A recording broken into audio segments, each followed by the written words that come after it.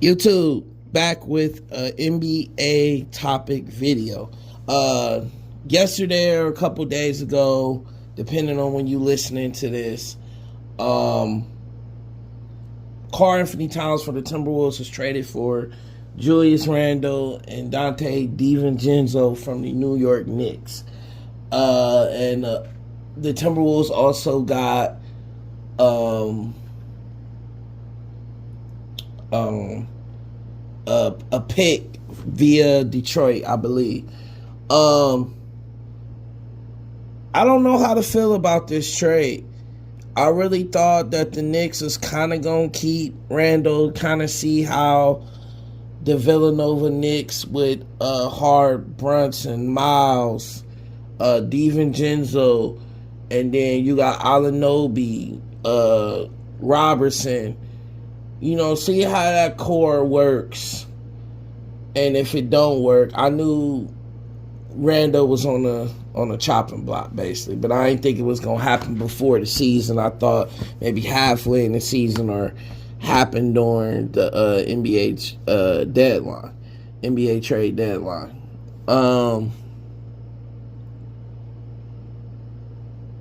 Yeah, I don't know. And then the Knicks, they needed another center. Another center behind Robertson because they lost Einstein. I can't pronounce his name, but he had a breakout playoffs and he went to the OKC. So it was just Mitchell Robertson and as a big man that they had. So they needed a center. Now you get Carl Anthony Towns.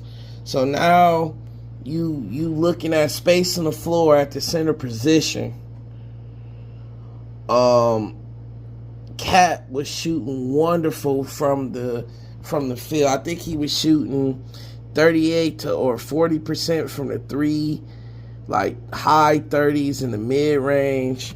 Like, he sucked on the defensive end, and that's probably why, what I'm gonna get to in a minute, why the Timberwolves traded him. But on Randle, on the Wolves side, with Gobert, see, it worked perfectly because Cat could space the floor. Anthony Edwards could go to the paint. Now you got Julius Randle, was not a great shooter also, and he might be ball hogging the paint with Rudy Gobert.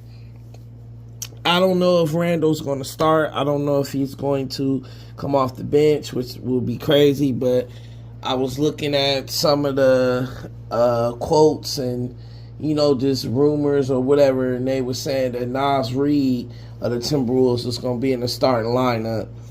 So I don't know if Rudy Gobert was going to be going to the bench. I don't know. But anyway, the Timberwolves, they had 3 max players on their squad. Anthony Edwards, Carl, and Rudy Gobert. So basically, they couldn't really afford Carl Anthony Towns' contract, so they got him up off the books. DiVincenzo is going to be nice for them, a backup point or two guard with Rob Dillingham. They high draft pick they got. The Knicks, honestly, they are a legit threat to the Boston Celtics because now they got to match up every last one of them, and Cat can give Porzingis trouble, and he's more healthier than Porzingis. So that's even a problem right there. The Celtics and repeating has just been in jeopardy, which I really didn't put on repeat. I mean, anything could happen, but now, barring injury, the Knicks are a top 3 team in the East. As for the Timberwolves, I believe they actually got better too with Randle, but the West is already stacked with OKC, them.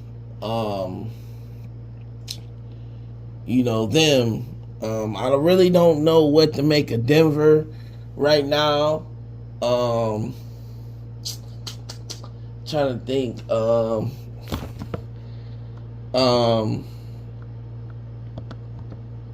You got the Sacramento Kings, who got DeMar DeRozan. You got the Pelicans, who just got Dejounte Murray. You got the Dallas Mavericks, who got Klay Thompson. I just, you know what I'm saying? I don't know too much about Denver, but I just named the top. Then you got the three, which teams, honestly, I think we may not see them in the playoffs, and that's the end of an era. It's the Phoenix Suns, the Lakers, and the Golden State Warriors, because they really didn't make no moves. But out of those three teams, Phoenix is probably the only one to make a playoff squad or go in the play-in because of Bradley Beal, Kevin Durant, and Devin Booker. So that's that. But Minnesota can definitely be a top 4 seed in the West, and I don't know, they might can match up with Dallas, man. And I'm probably putting them at the conference final if they don't face each other in like the second round or some shit like that. But as far as the Knicks, yeah, the Knicks is they up there, man. They up there for, top 3 with the Celtics and the Bucks. They can probably beat the Bucks, honestly. The Sixers, they got Paul George, but I'm not really putting too much faith into Joel Embiid and Paul George as far as their health and them coming up short when the playoffs come every single time. Yeah, the Knicks got, I feel like both teams won the trade, but I guess we really can't see until we see who make it far in the playoffs, barring injuries or if ain't no trades made. Damn, Karl Anthony Towns. He was shocked. He was actually disappointed, but that's the business. I done said it plenty of times. I don't know if I did a video on it or not. This is why you do what's best for you, because the organization don't care. If they find a better deal, if they just feel like you're just not working for them, they shipping your ass off in the middle of nowhere. So as players, that's why players got their destiny in their hands, their career in their hands. That's why I don't really knock too much when, ever since the Kevin Durant thing, after that, you start to see, like, look at Damian Lillard. They just traded him away, wasn't working. CJ McCollum traded him away. You know what I'm saying? We didn't see this. Look at OKC trading. I think Westbrook asked for a trade though, but they traded him away. You understand what I'm saying? Like, that's the organization. That's the NBA. But that could be a life thing too. When shit just not working for you at a job or some shit, you got to do what's best for you. But that's neither here or there. So the season started off. Before the season even started, we had a big trade. I don't really know what else to really say.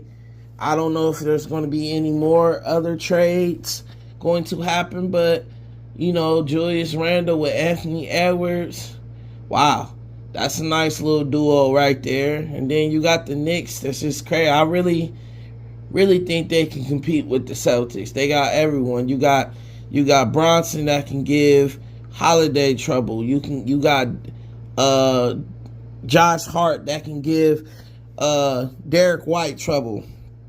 You got Mikal Bridges that can not really give trouble to Jaylen Brown, but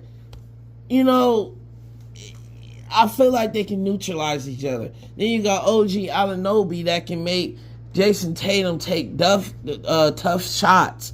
And then I already said, as far as the Porzingis and Cat matchup, Cat might be cooking Porzingis. He more athletic.